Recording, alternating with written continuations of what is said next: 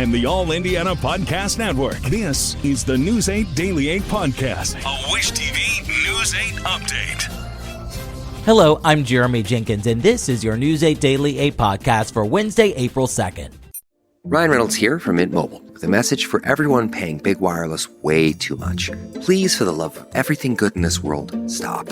With Mint, you can get premium wireless for just $15 a month. Of course, if you enjoy overpaying, no judgments, but that's weird. Okay, one judgment. Anyway, give it a try at mintmobile.com/switch. Upfront payment of $45 for 3-month plan, equivalent to $15 per month required. Intro rate first 3 months only, then full price plan options available. Taxes and fees extra. See full terms at mintmobile.com. We begin with news on the city's west side, where police say 5 people, including an infant, have been rushed to hospitals after a serious crash. IMPD says it happened around 5:15 this morning on Tibbs Avenue near West Walnut Street, just north of West Michigan Street.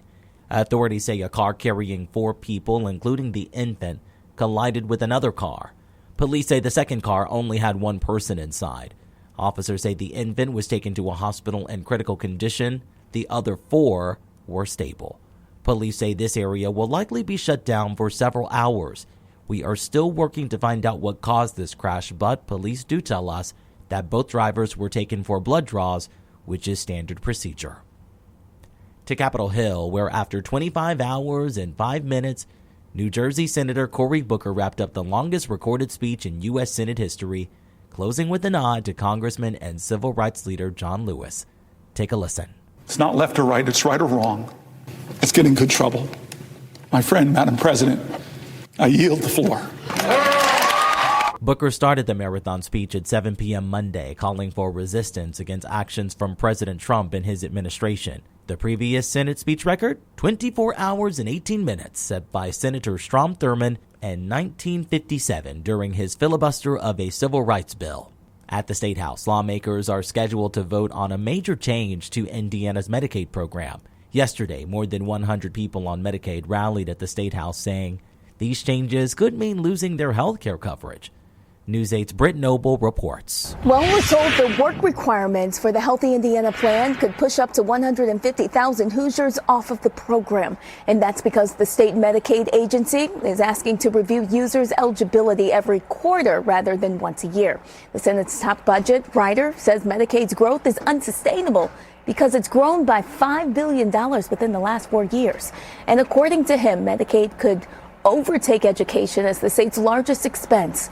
Users rallied at the State House and delivered a petition with more than 700 signatures to Governor Mike Braun's office.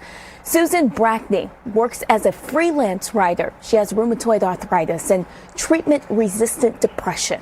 Honestly, without my medicine and the regular care that I get from the Healthy Indiana plan, there is no way I would be as high functioning as I am.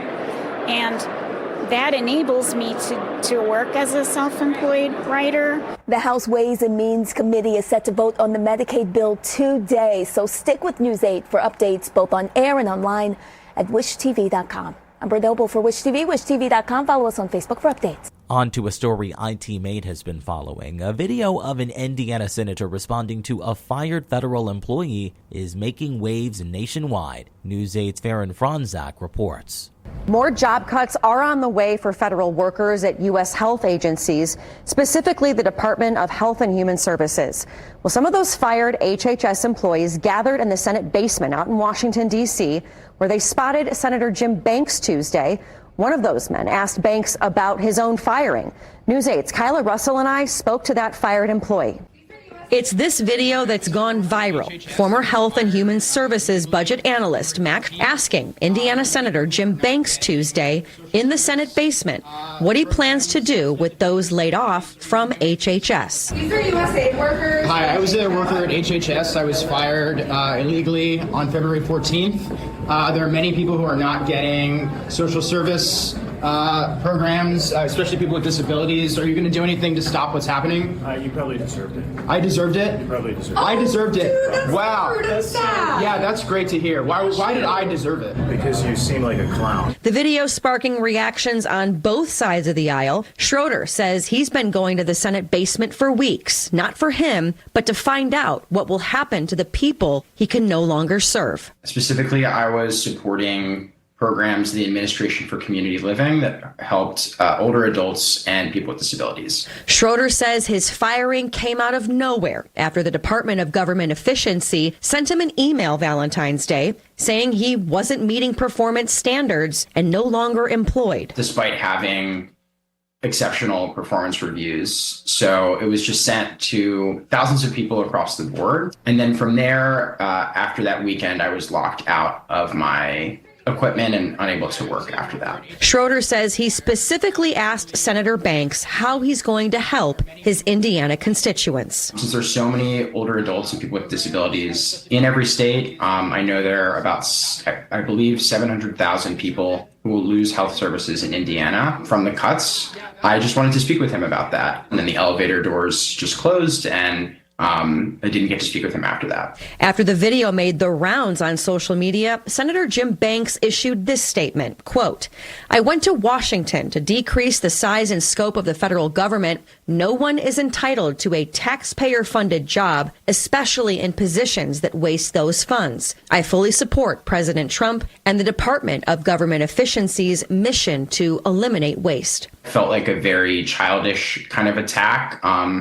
I was alarmed and I would say pretty disappointed just to know that he didn't have a response. Schroeder says this is not a partisan issue because a key part of his job was finding and tracking down Medicare fraud. He says now with the HHS department shrinking, more fraud could happen. I was a civil servant. I didn't get into this work to really push an agenda forward. And we serve constituents in Indiana that are part of both parties, just really making sure people get their needs met. And if those services aren't being provided, we're going to have a lot of people who are really upset because they've paid, their fair share in taxes and they're not getting what they're entitled to. Now, it's important to note that the courts have not made a ruling on these employee firings at the HHS. So technically right now, the HHS firings are not illegal. For ITMate, I'm Farron Franzak for Wish TV, wishtv.com, or follow us on Facebook for updates. Let's talk sports. The Pacers are officially playoff bound for the second straight year. Indiana locked in the fourth seed in the Eastern Conference last night thanks to the Portland Trail Blazers' 127-113 win over the Atlanta Hawks. If the season ended today, the Pacers would face the Pistons in the first round with home court advantage. Just 7 games remain in the regular season, including tonight's matchup at home against the Hornets. Tip-off for that game is set for 7 o'clock. When it comes to the weather, Storm Track 8 is tracking severe patterns moving in. Meteorologist Tara Hastings has your News 8 Daily 8 forecast. What we're seeing right now, that wave kind of exiting, that's with the warm front. Later on today, the cold front will bring us some more significant severe weather. So let's kind of walk you through what we can anticipate here for the day today. We're going to see severe weather threat, our severe weather threat scale at a level 4 now compared to yesterday. We were at a level 3. That's out of 5 here. So all severe weather modes in play today with some winds that could be in excess of 70 plus miles per hour, some hail, also some flooding rains, and yes, tornadoes are possible as well. So intense line of thunderstorms are going to move through later on this evening. Let's kind of walk you through and show you what we're anticipating here. That line of showers and thunderstorms exits the state, and most of the day today, up until about 5-6 o'clock, I think it's going to be dry. It's going to be warm. It's going to be incredibly windy as well. But the severe weather threat highlighted here in yellow, that's where I'm anticipating about 5-6 o'clock, stretching until about 1-2 o'clock in the morning will be the greatest chance of seeing some of those strong to severe thunderstorms. Right now on Storm Tracker, no more warnings in place at all. We just have some heavy rain across parts of Randolph County, Portland, Bluffton into Huntington, and then also moving off to the north and east around the Fort Wayne area. Lots of lightning and some thunder as well, some intense rain, and then a few spotty showers around the Noblesville area. Live look here in Speedway, we're just mostly cloudy with a few spits of rain here or there. Temps in the upper 40s with winds out of the southeast at 15 miles per hour. We're anticipating winds today, non-thunderstorm wind gusts anywhere between 40, maybe upwards of 50 miles per hour. High temperatures today into the 70s, maybe even flirting with 80 in some spots. We're going to look for some heavy rain to continue for the rest of the week. We'll talk about our flooding potential, all of that coming up in a little bit. To get a peek at Tara's full forecast, just head over to wishtv.com, or you can download the Wish TV Storm Track 8 app. And don't forget to check out our Storm Track 8 weather blogs. This has been your News 8 Daily 8 podcast for Wednesday, April 2nd. I'm Jeremy Jenkins for Wish TV, wishtv.com, or follow us on Facebook for updates. This is the News 8 Daily 8 podcast, a Wish TV News 8 update on demand. For even more, on demand and on the go, connect with Wish TV on Facebook at wishtv.com and on the free Wish TV mobile app. Thank you for listening, and be sure to like, subscribe, and follow this podcast for updates every weekday morning on the All Indiana Podcast Network and wherever you get your podcast.